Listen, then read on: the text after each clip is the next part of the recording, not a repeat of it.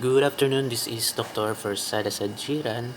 So, again, um, I'm making a new entry in my channel. Again, this channel is something at that time of making this video is more focused on creating videos, something raw, and this introduction is some kind of a disclaimer. For some, I would like to create this channel to for videos that relates to my life. If ever in the future this channel will grow or subscribers will grow, actually honestly at the time making this video, the I have only 3 subscribers and one of those subscriber is my number one fan, my wife, and the other one subscriber is my other account. But again, the purpose of me creating this video is I have something to reflect back memories, things that I do on the future. So anyway, enough for an introduction slash disclaimer. This video is starting of the series. I'm starting series for one of my passion, which is guitar, but uh, more of I'll focus on my part of my hobby as a guitar player. Hindi pa ako artist, malay mo din sa future, but I'll focus on this series regarding guitar pedals. So for the start of this episode or this video, I would like to review one of my first few guitar pedals, Multieffects by uh, RP50 by Digitech. This is the RP55 Multi-Effects pedal. It's just a small pedal. Again, I'm if you have came across my previous video, I'm a guitar player, but I'm somewhere above intermediate but never advanced, because actually my profession is really I'm a physician here in the rural area. So again, I would like to create this video for reviewing and finding the features of one of my first guitar pedals. As you can see in my room, my quarters here, I brought my guitar stuff. So hopefully one of these days I would give some also review from other different my other different pedals, as well as I have left some few of my gadgets there back in my hometown. It's in Zamboanga. So I'm here in Zamboanga del Norte, and another province in Region 9. For the review later, I would use just a mini amplifier, not necessarily a guitar amplifier, because again, I'm currently going on duty here, so I just brought these few pedals, attaching it to just a cheap amplifier just for fun, doing something that I love during my free time here while waiting for patients or during idle times. So let's begin. So this is the Digitech RP55 model again. Uh, this is the basic form of the products, RP products. This is what I have. And first of all, by the way, I personally bought this product, though I would make a review. I would love to make a review for some other musician to considering buying this product. This is the RP55 again. No sponsorship. I just would love to make a review, make a video about this. So this I bought this, if I could recall, 2 years ago. I'm just a starting physician, so I have a mower red truck. Then I felt that kulang pa, so I bought another multi-effects processor. That time, uh, the story was I was looking for a mower GE100 pedal, which is hanap pa rin. Yeah. During that time, um, my mother is monitoring my Lazada online shopping activity. So, para hindi ako receive ng receive comments, I went to one local guitar store in our hometown in Zamboanga. So, I was asking if meron silang the GE 100 pedal by Moore.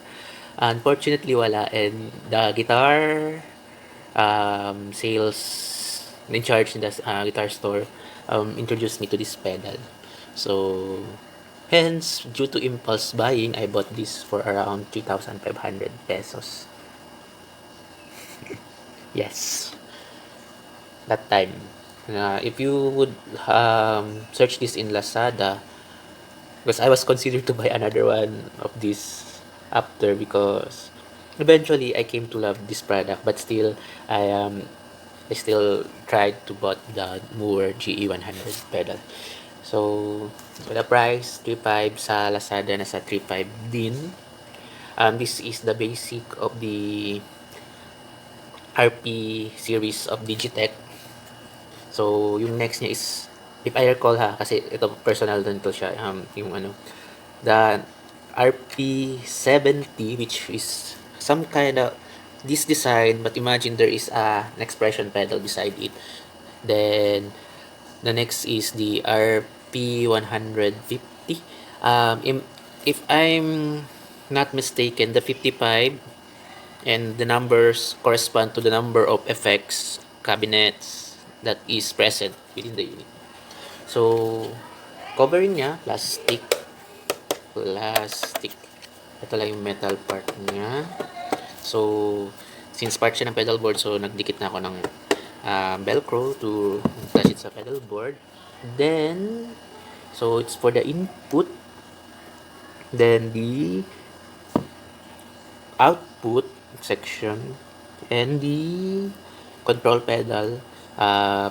Accordingly, this pedal sold internationally. There is an accompanying expression pedal which you can attach here. Okay. And a 9-volt for power supply. Okay. So some sturdy button. The display here, later I'll make a continuation video. This display, the storage function when you edit, you store. The edit effects button, left, right. Later you will see every time you press this, it will go to different lights which correspond to the few effects will also move depending on the press. Then for the values of those effects are tweaked here. Then for loop rhythm section, there are built-in drum patterns. I forgot since this product is already 2 years. So advantage ng product nito, since nandito ako sa rural area, nadadala ko siya kasi medyo handy siya for guitar practice. So dinadala ko yung Stratocaster ko, ang few wires, and yung maliit na amplifier ko, not necessarily guitar amplifier. So that's for the introduction. So this is the way how I set this up. So again, disclaimer lang, ang gamit ko is an amplified speaker, Bluetooth speaker, yung nabibili lang sa Lazada, yung mga worth 1,000.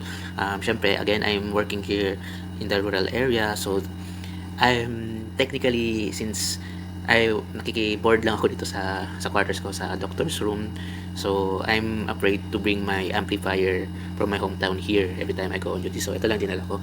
So yes, it could affect the quality with this review sa Digitech. So ang gamit ko lang kasi is RCA. Then again, this is the input for my guitar. This is yung RCA cable to 3.1 na input jack. So kailangan pa siya i-convert. Meron ako convert, so input. So gamit ko yung 9 volts adapter ko. I forgot to mention kanina na kulang. If you buy this, wala siyang additional adapter, separate siya. So yan yung parang isa sa mga um, disadvantage or cons. Even when I research in Lazada, may product na ganito, same din, walang no 9 volt adapter na kasama for it. So since I have other pedal boards, so yun, ginamit ko muna to siya. Sooner or later I would love to talk about my setup on how I parang wire my pedal boards. So later, while doing the review, I will put this here since again this channel at the time of making this video, raw video, and ginagamit ko lang is ang aking cellphone. So next would be the again ang gamit ko is the Stratocaster. This is the Stratocaster of my friend. Ito ang gagamitin ko pang demo later. Then i-attach ko ang cellphone ko dito. So ganito yung view niya mamaya. Okay.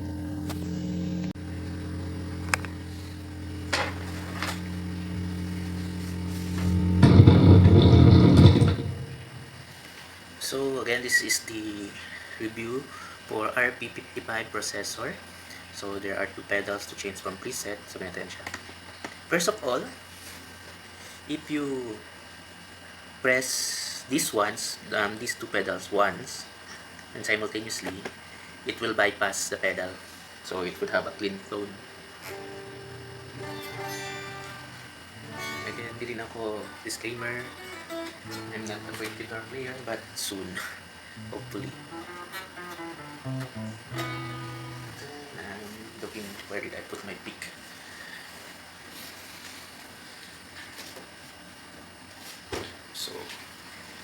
So that's my clean tone.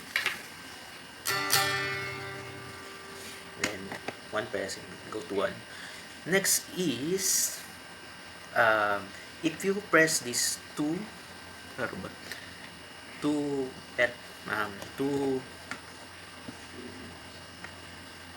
buttons here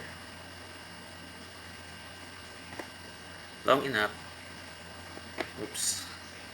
it will change into a built-in tuner. So how does the tuner works? For example, I will tune my low E string.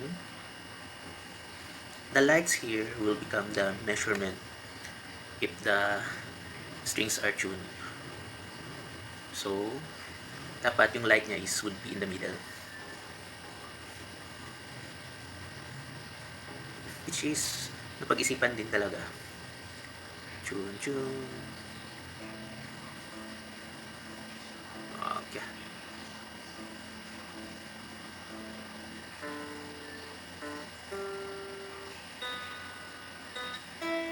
Okay, good.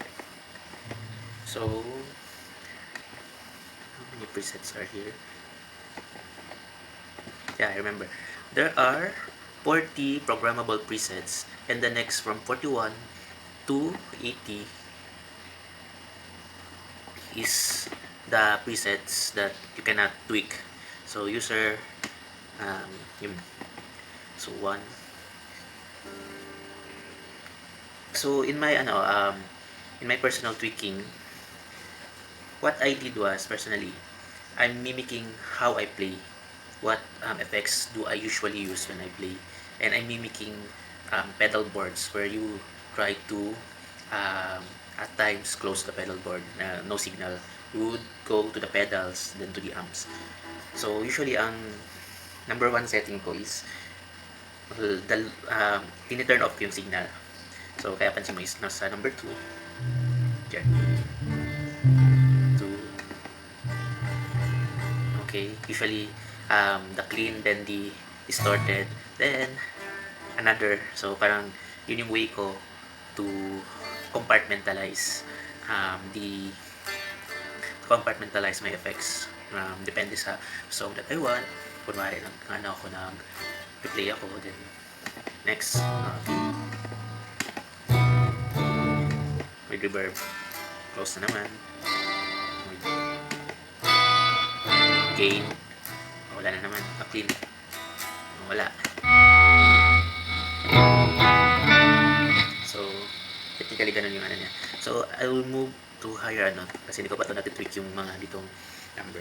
So again, These two will move the presets from up or down, depende sa ano mo.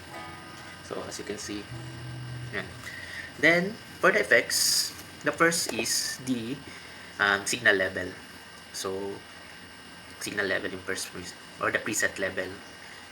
Technically yung volume ng preset na to. So example,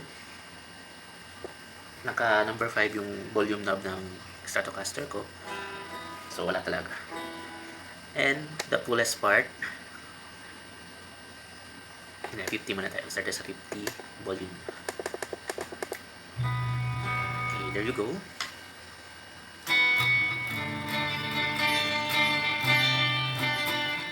Then pinaka 100. At sa gitara ko is at level 5 and ito yung 99.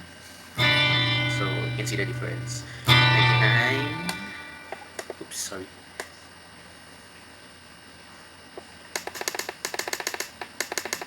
Half.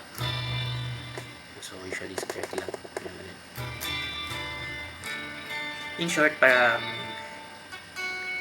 I call this my booster part of the effects pedal. The booster. Okay. For the next effect is your choice for the pickup. So for example, this is a single coil, yung sa Stratocaster ko. So you can choose from single coil to single coil. If you have, for example, a Les Paul, pwede mo siya i-convert into a single coil sound or yung single coil sound. So walang effect dito sa Stratocaster. Or if ever itong Stratocaster na to na single coil, you can change it into a humbucker type of sound. And cabinet, boutique, and other option. Pero usually ito lang yung ginagamit ko dalawa, yung single coil, humbucker to single coil. So kung anong gusto mong sound, for example kung kung Les Paul yung gitara mo na may humbucker pickup, gagawin mo siyang single coil sound.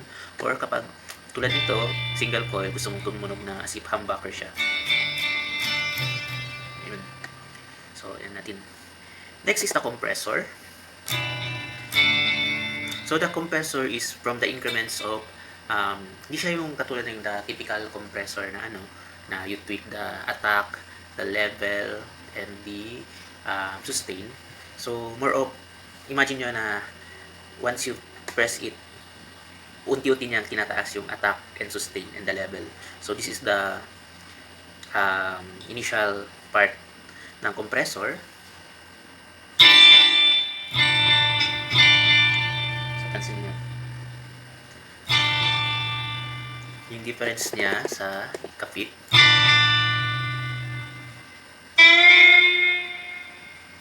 So yung may slight sustain na siya na nangyari.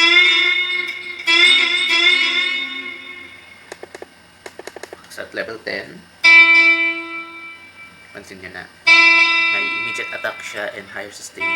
So this is one of the limitations ng compressor niya. And the highest level which is 15.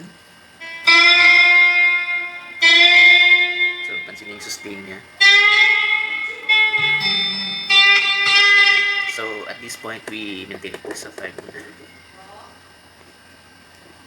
So for this demo we will maintain the compressor at level 5. The next part are the amp models. So effects for editing. So the idea is there are about 10 different amp models present in this multi-effects session.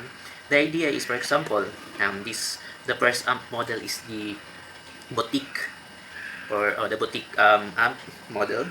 I'm actually, at the time of making this video, I am usually a modular multi-effects enthusiast. I have never had the financial capability to buy some original amplifiers to attain those sound. So the idea, again, for example, this is the boutique.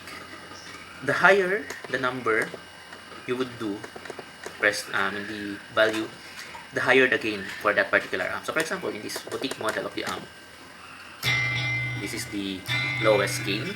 If you reach the 9th, so there's the difference with the gain.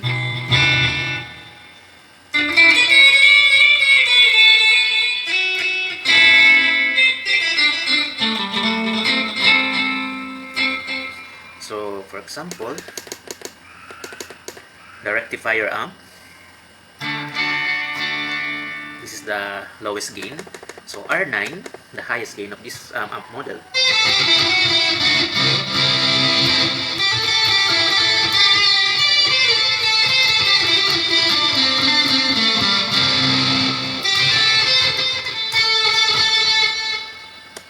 So different.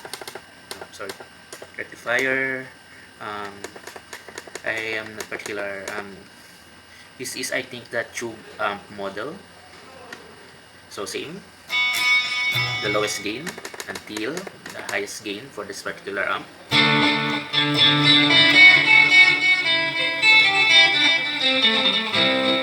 I will include the link to the manual for this, the digital copy for the manual of this Multieffects processor. So basically that's the idea. So we'll leave it as it is. This is the I forgot. Then the next is the noise gate and the swell. So if it's G, it's the noise gate part. So we'll go back first to the, this is the highest gain. So you can see the humming. You can hear the humming pala if there is no noise gate. So when you turn the noise gate on, the humming effect is reduced to the point if you increase the level of the noise gate, humming is reduced, and there's this parang typical noise gate effect where you cut the sustain. So again, it depends paano nyo how you would tweak. Kasi for example, you put the compressor as high as possible to gain some sustain, but then again, kinounteract mo siya sa noise gate. So nagkakaroon ng parang nagka-counteract siya. So nalilesen yung sustain ng compressor. The next part of the same, so from G1, the lowest noise gate level, to G9. Then the next is the swelling. So isang effects lang siya. So this is, swelling is parang different siya sa, parang tremolo siya, pero I don't know if there's a difference with regards to that. Kasi again, I'm still intermediate level guitar enthusiast. So this is the lowest level of swell.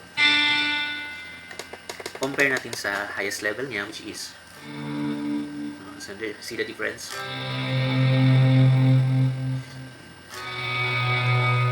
I remember, tremolo is up and down. Ito, yung taking ano niya, the sound for swelling is just an increase of volume, then it would fade diretso.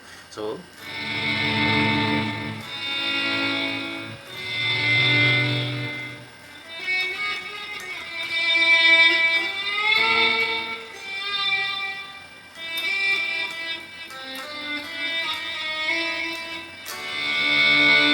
maganda siya mga for ambient sound. So for this setting, I will maintain it sa noise gate na lang. For the next is the EQ. So sa EQ niya, dito di ba dito yung light? Once from noise gate, papuntang EQ. So this is a 3-band EQ. So from the bass, the middle, so D, and the treble part, so sa T. So sa bass part, lahat to sila could go as low as 1 and as high as 9. So for example, sa bass part natin, nasa 1 lang siya. So you can see that sa lower tone, sa lower frequency, mababa talaga siya. But if you increase this to 9, so doon yung higher in lower frequency, yung volume niya is parang klaro talaga siya.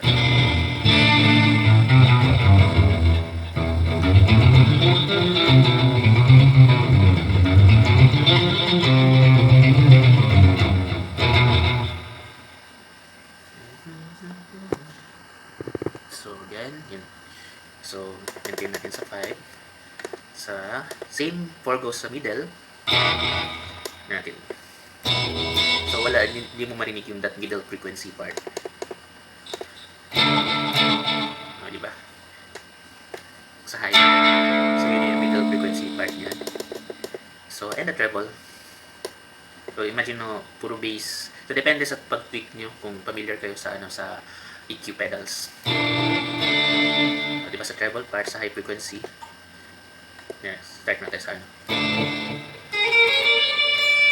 So it's at lower level to the highest level.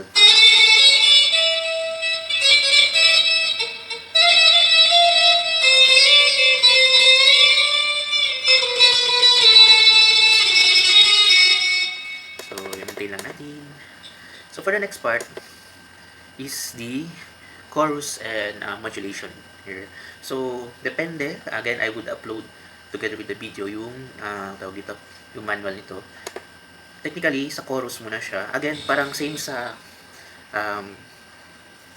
how the compressor works. Imagine nyo parang nagsasabay siya both the the speed, the rate, and the depth.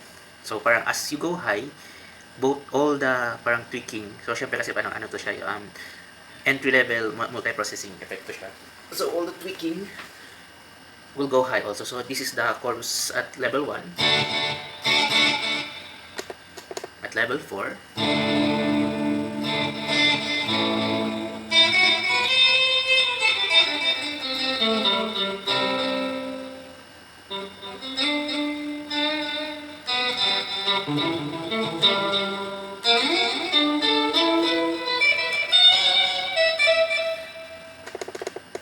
Level 9. So yung difference, di ba?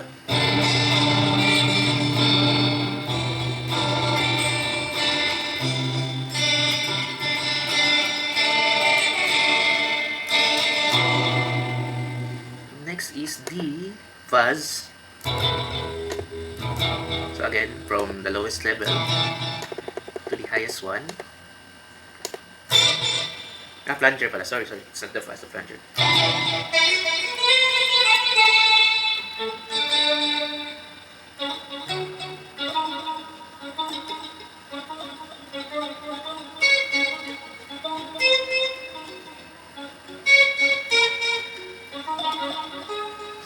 The next would be the what's P in modulation?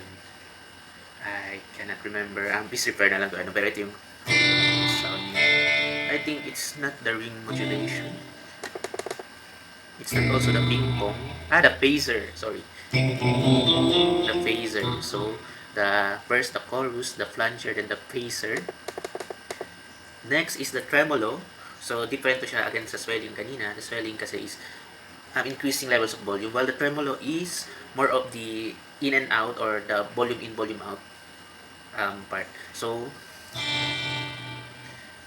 as you increase the level, you also increase the speed. And actually, yung depth niya, hindi masyado nag-change. This is the level 9 of the tremolo. So, nandun yung speed and the rate, but the deepness ng pag-tremolo niya is gano'ng ka-deep yung volume up, volume down niya. Kung saan pa yan, for example, imagine niya, ito yung volume pedal. How deep you turn down and turn up the volume is hindi nag-change, but more of the speed and the rate. So, at level 9, may mga parang at level 1, so you get the idea. Imagine yung volume pedal yan. At level 9, but same depth. Next is N. I forgot what is N. I think it's the envelope. I'm not familiar how the envelope works, but I would showcase to you the level 1, level 9. Yeah. Next would be the, what's B? I forgot also. Please refer to D.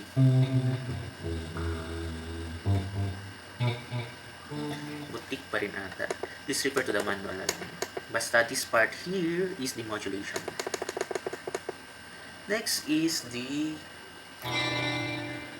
ring modulation. So R is the level 1. This is the level 9. Again, all in one area here. This. So, modulation area. Next is the A. I also forgot what A means. But this is the level 1 and the level 9.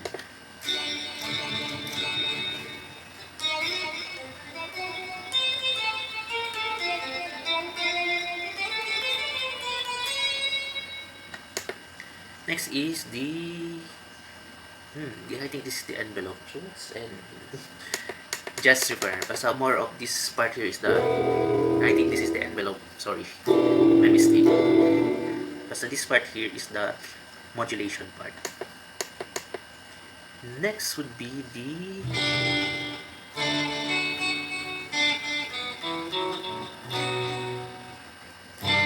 I don't know what type of modulation is this. This is my favorite part of this modulation. The pitch shifting um, the pitch shifting option of the modulation. So the idea is, for example, the H1, this is 12 half tones below. The dry signal is mixed with another signal that is 12 half tones below. Depende ano yung mode niya. I usually use this for my rig kasi ginagamit ko siya to create a pseudo bass sound for my rig, and I put it in the bass amp.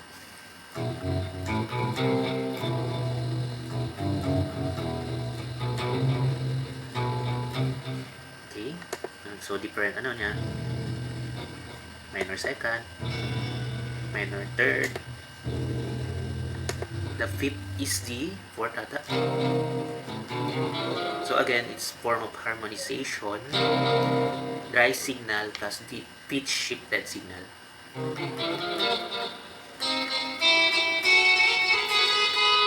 So hindi siya to by level, may particular ano talaga siya. So please refer to the manual.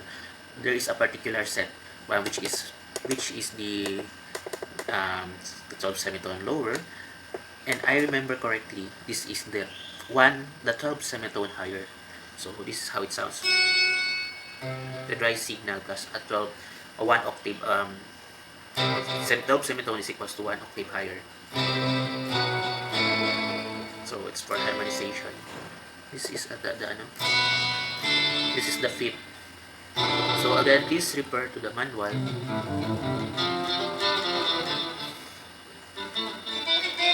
For the tweaking of the next is the detune.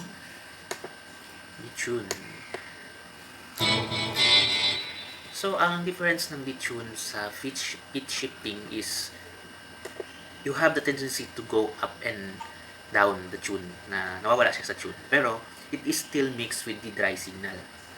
So for example, ito yung dry signal natin, bypass. Oops.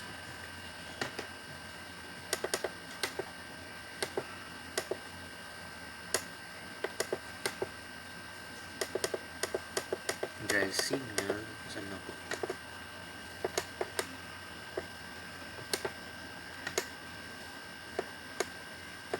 Sorry. So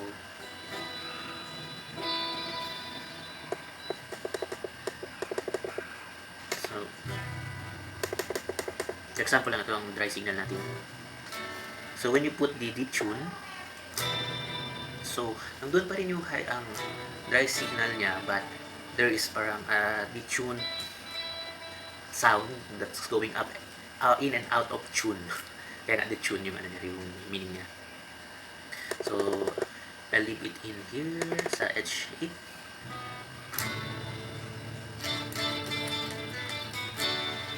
The next option, so again the effect, is the delay. So ito, nakadepende din sa sa manual pa rin. There is the digital, the analog, which is A, analog. The ping pong effect, and yun, the ping pong effect. So ito, depende sa level. So, for example, digital, the level of delay is 25%. So, please refer to the manual, 25% or 10%.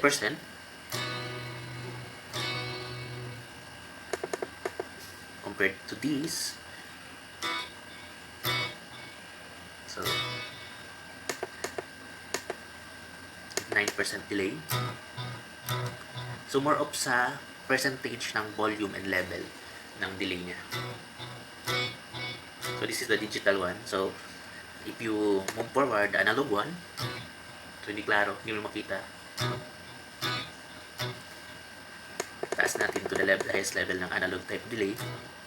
So, maririnig-rinig na natin.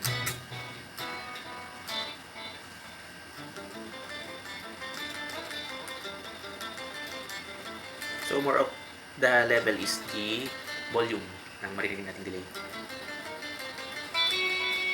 And the ping-pong, so hindi natin marinig sa 1, pero sa 9,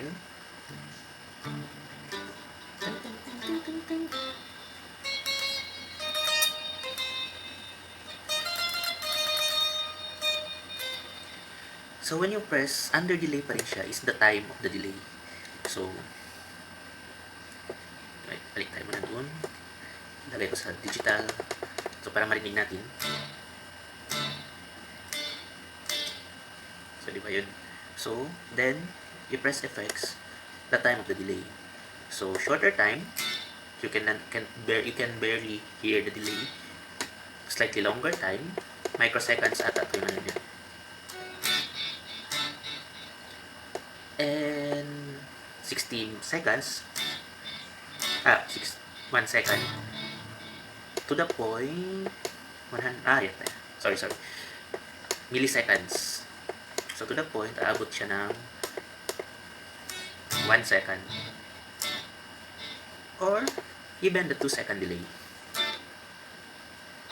No, di ba? 1,000, 2,000, 1,000, 2,000.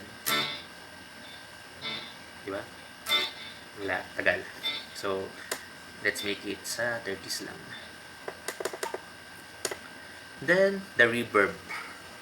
So, ang reverb nakadepende sa type, which is whether it's room, sa hall later, sa church, and spring and plate reverb. So, yung ito niya is the level of the decay. So, for example, ito, sa room, level 1. Halos lahat, more of 9 levels. So, this is the room, level 9. Reverb, how for someone new sa guitar pedal, reverb is the sound when you play inside the bathroom or inside the hall, a large hall, or inside this is the plate reverb. I'll explain what this plate means later. So this is how the plate reverb sounds inside the church or cathedral. So I'll put it in level 9. So yun, sa mga worship song, usually ang reverb na ginagamit nila is the church. So dito yung banda sa reverb. The analog reverb. So what is an analog reverb? The history of reverb kasi, despite na we correlated sa, for example, the reverb in the bathroom, what happened was back in 1980s, there are these, when they discover the reverb effect, there are these parang gadgets in the studio as big as the cabinet, as big as the box, where this effect, they put the sound to those box and it would create a reverbing signal. quote unquote reverbing signal. So hence those are the era of the analog reverbs. Before pa nagkaroon ng mga ganitong guitar pedal, imagine as big as a cabinet for storage, and as heavy as you could imagine. So this is how the analog reverb sound. As you can see, the reverb, especially in the reverb for drums, it actually highlights or has the made the 80s music with its own signature because of the reverb. The next is the spring reverb. So this is yung the room, the hall, the church, and the analog. You could consider it as hopefully I would make a video regarding reverb pedal. uh, you could create these are the natural reverbs, the sound that you could replicate in a natural environment.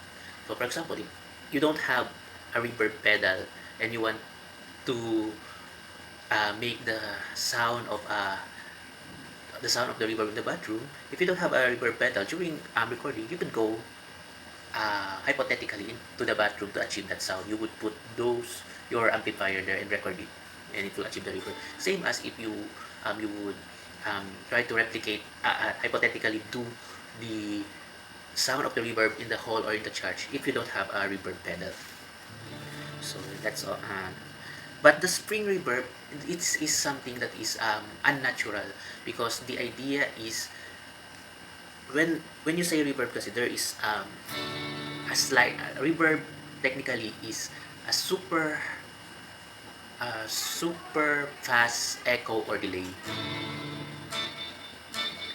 But the spring reverb, when we say super fast echo delay, you could still hear the dry signal. But the spring reverb, so kaya na sa church, you could hear the echo that you could hear in the church reverb, but part of the dry signal you can also hear. While the spring reverb, you could only hear the sound of the wet signal more than the dry signal. Okay, so this is the last part of the effects pedal. Then after all those tweaking that you've done, you would store it here. It will blink once, it means it would be ready for storage, and blink twice, it means you have stored it. So that's the effect that we created all throughout this video presentation. Then, so again, you could create a lot of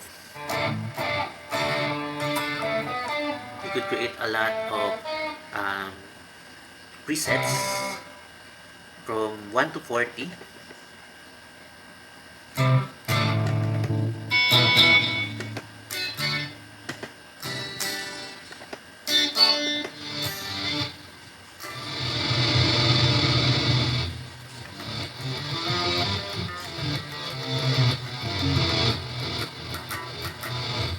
However, from 41, this is preset. You cannot tweak this. Wherever you tweak this part of this presets, once you save it, it will go automatically back to 1. Oops. So that's it. So again, I was wrong because the presets from 1 to 40, especially in the first part, I have my own personal presets. So store again, back to 40. I will include the link to the manual for this pedal. So from 40, I will in presets from 41 to 80, just the first 5.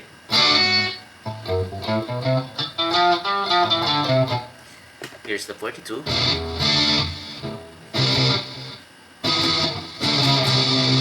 So parameter brush method.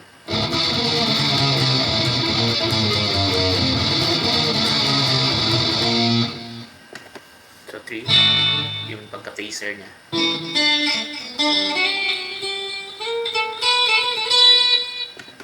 44, yung fuzzy niya. Ayan, 45. So yun. Next is the drum machine. You could choose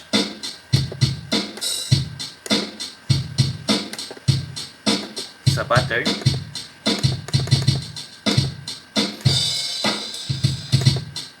Then, for next effect, the tempo, you can increase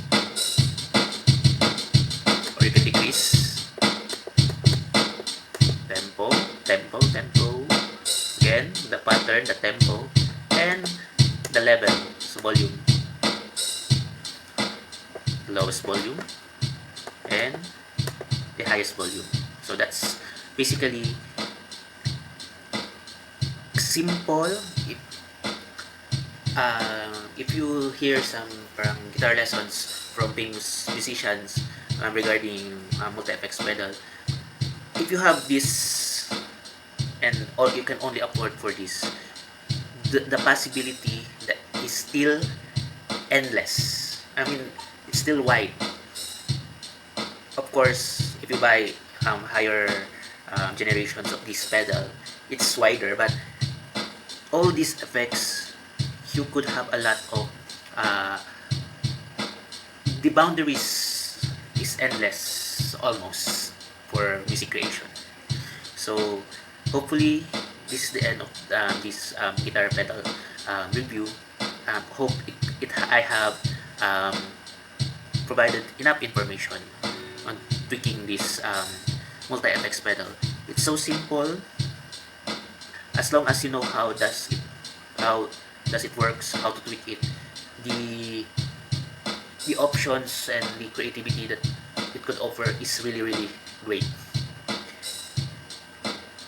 Right now, I'm using this guitar pedal for the pitch shifting effect for my bass, because the style of music that I do is I do some crossover.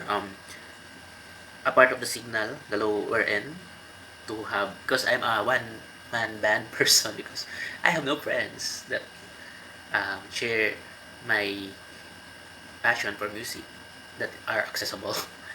So what I do with this pedal is I use it to pitch shift a part of my signal to create as a bass sound effect. And I usually put this into another EQ pedal to filter out the treble, so para yung low end lang niya. Then I have another multi-effects pedal specially made for the bass, or minsan dinidiretso ko na siya sa bass amp ko. So thank you, that's all.